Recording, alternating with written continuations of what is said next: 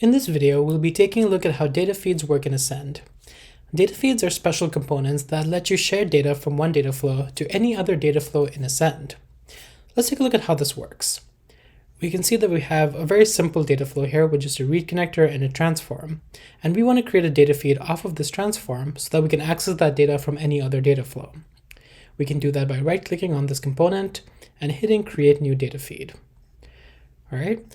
We already have a name here populated for us, as well as the upstream. And we can change this if we wanted to, but we're going to keep it a weather transform for now.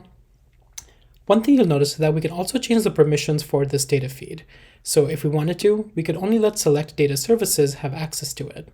But we'll just let any data service have access to it for now and hit create.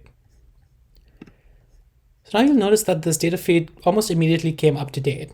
That's because the records have stayed the same, and we've really just created a reference to the data within this component that other data flows can access. So to see that in action, let's head on over to this test data flow and hit connect to data feed.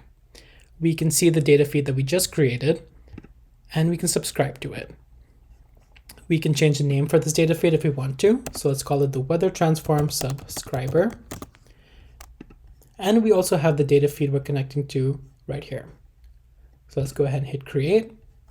And now we can treat this as any other component within Ascend. We can create a transform off of it, or we can create a write connector off of it. In this case, we'll just create another transform and hit create. All right.